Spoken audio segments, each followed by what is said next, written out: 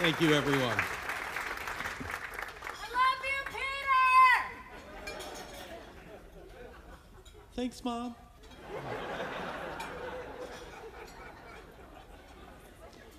What a difference a year makes. Where do I even begin? How do I even sum it up in the course of 10 minutes? Well, let's start with where we started last year, where we left off last year. If you remember, when I gave this same speech last year, I talked about this incredible backlash coming off of the previous election, how the anti-family left in Connecticut was on the move in the state, and they had knocked us back on their heels, on our heels, how they had come at us from so many different angles, and how we had simultaneously had to fight more battles in the space of a single year in Connecticut than we had ever had to do before. Last year was our toughest year ever. Well, when the going gets tough, the tough get going. And that's what we did this year. We retrenched. We hired more staff. And thanks to your support, we won every single battle we engaged in 2018.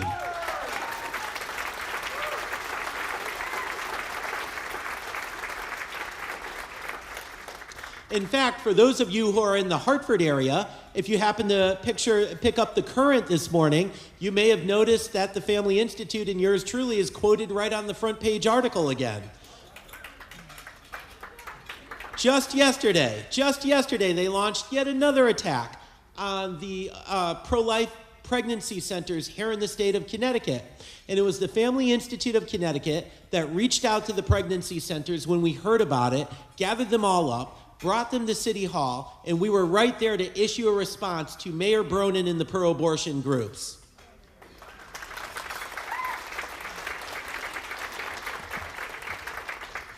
So what were those battles this year?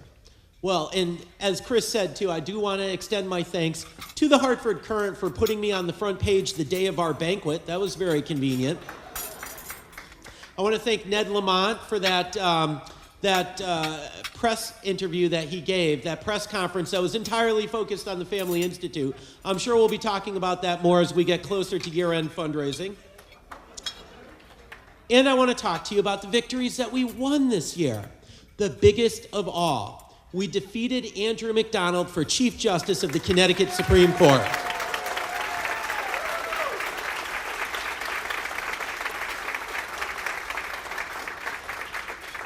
That is, in some ways, the crown jewel of many things that we have been trying to accomplish in this state for the last 10 years. If you know the history there, you know that Justice McDonald was one of the greatest opponents of religious liberty and traditional values that we have ever been up against in the state of Connecticut. When he was the state senator, he launched an unprecedented, blatantly unconstitutional attack against the religious freedom of the Catholic Church in the state, their right to govern themselves. They wanted to replace the church's internal government with something created by the state. And we all rose up by the thousands and stopped him. Then when Governor Malloy nominated him to the state Supreme Court in 2013, the Family Institute was alone in going up to the state legislature and saying, please don't confirm this man. He will be a judicial activist. He has a personal agenda that he will put against the law. No one believed us. Well, jump ahead to 2018, and suddenly everyone knew that we were right. And we won overwhelmingly with the help of every single Republican in the legislature except for one, and several Democrats. And I can't say enough good things. I want to thank, by the way, those politicians who are here tonight. Vincent Candelora, who I'll be talking about more in a moment, State Representative from Branford. We also have Tony Boucher here, another state senator. We have John Fry here. We have Senator and candidate for Lieutenant Governor Joe Markley here.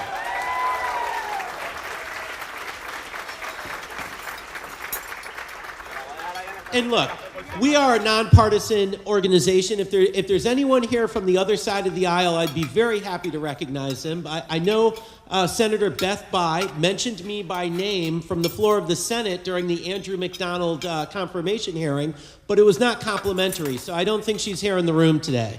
But thank you, Senator Bayh, for mentioning Family Institute and me by name during the McDonald hearing. Can't tell you how much I appreciate that. As I said, we won other victories. We won the Crisis Pregnancy Center fight. What that was about was this. The pro-abortion groups in Connecticut, beginning 3 years ago, launched this coordinated attack. It was part of a national effort. You may have seen some of the national headlines. You may have seen this recent Supreme Court ruling. But this was part of a national effort to attack the freedom of pro-life pregnancy resource centers to serve their clients. Now remember, the pro-abortion argument is, we're not pro-abortion, we're just pro-choice. We just support women's choices. Well, these pro-life centers are not lobbying to outlaw abortion. The Family Institute is. But these pro-life centers, all they do is help women who are in crisis to carry their baby to term. Well, now by 2018, that's not good enough for the pro-abortion movement, that these folks just mind their own business and try to help women according to the laws as they currently exist. They want to run these pregnancy centers out of business. They want to force them to have signs on their walls that their purpose really is to dissuade clients from going there and going instead to the abortion clinic. They want to restrict their advertising. So they tried to do this late last year in the city of Hartford on the municipal level. Family Institute got wind of it. In the space of about 24 hours, we turned out 300 people at City Hall twice. And what we told them was, if you pass this, we are very likely going to sue you. We told them that there was a Supreme Court ruling pending that is very similar to this, in which the pro-life side is very likely to win. Their own lawyers, their own pro-abortion activists that they were listening to told them there's nothing to worry about, that's not going to happen. But they clearly heard us. They were clearly nervous because that law, which was originally intended to go into effect right away, this was last December, they changed it so that it didn't go into effect until July. They did that on purpose because the Supreme Court ruling was coming out in June. And then, sure enough, when the Supreme Court ruling came out, as you may be aware, it was completely in our favor. And because of that, the city of Hartford had to suspend that regulation. That was a huge victory. We held a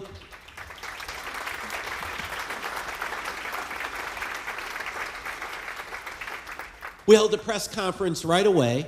I was on the front page of several of the newspapers, the Family Institute was, and whenever we're on the front page of the newspaper, we like to make a plaque out of it and hang it up on our wall. If you've ever been to the Family Institute's office, you'll see several plaques on the wall of Family Institute's history as seen through the front pages of Connecticut's newspapers down through the years. And these are all sorts of victories. We got 3 new plaques this year on the wall from the victories we've won just in 2018.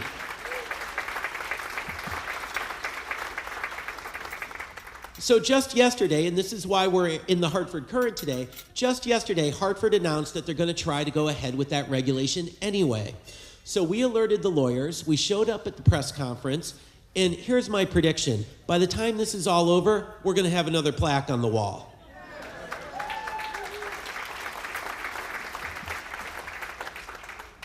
We've won other battles too. Would you believe that they gave a 4th public hearing to assisted suicide, and we crushed it yet again?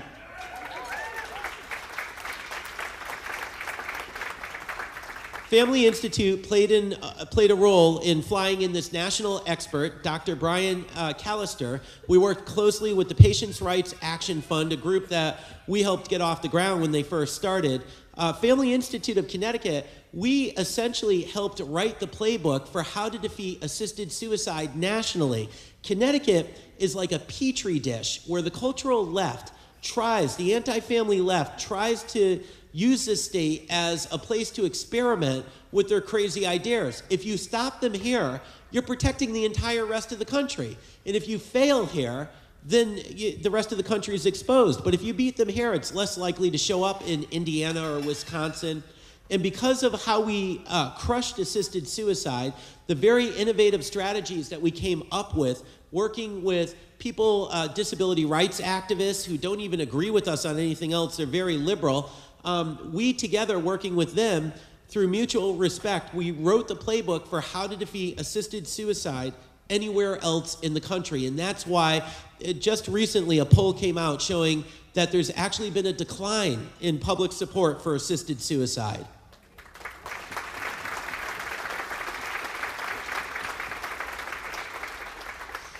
We've had other victories, things on casino expansion, things on marijuana, recreational marijuana legalization.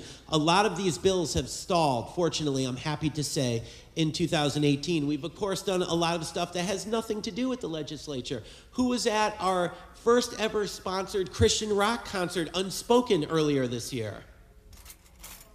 A few, okay. Well, but that's one of the reasons why we held it. We want to reach beyond the crowd we're normally reaching. And that's what we're going to do. Over the course of the next year, we're going to be expanding. I'll talk more about that during the appeal. But at this point, I want to stop with my update about what's happened this year. You'll hear that very soon in the video. But I also want to make, this is one of the highlights every year at this part of the evening, to present the Charles Steston Award. This is an award named for one of our very first executive directors and board members, Charles Steston. We have Bibi, his widow, is here with us this evening. I also want to thank my wife Leslie and just really all of you. Thank you so much who are here to support us. Thank you, Leslie. And I want to thank the man that we're honoring tonight. You'll see a little bit of him in this year's video. But as I mentioned, the crown jewel, the biggest victory we won this year, was the defeat of Andrew McDonald. And I don't think we could have done it without State Representative Vincent Candelora.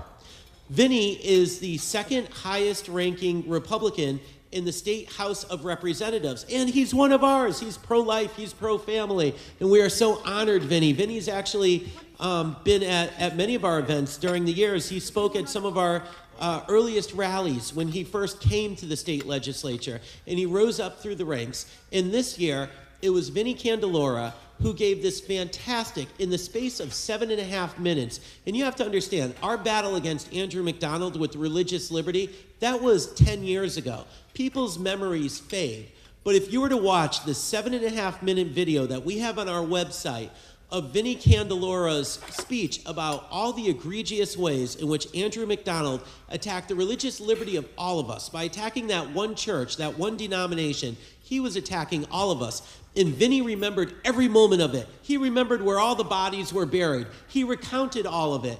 And it was an electrifying moment. I think it's one of the best speeches that we've ever heard in all the years that we've been up at the state legislature.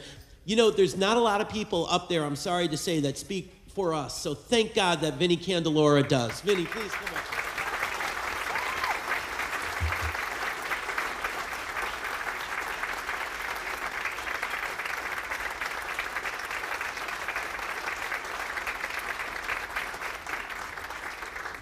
Thank you, Vinny, for all your good work, and thank you, all of you, for being here this evening. I'll talk to you a little later.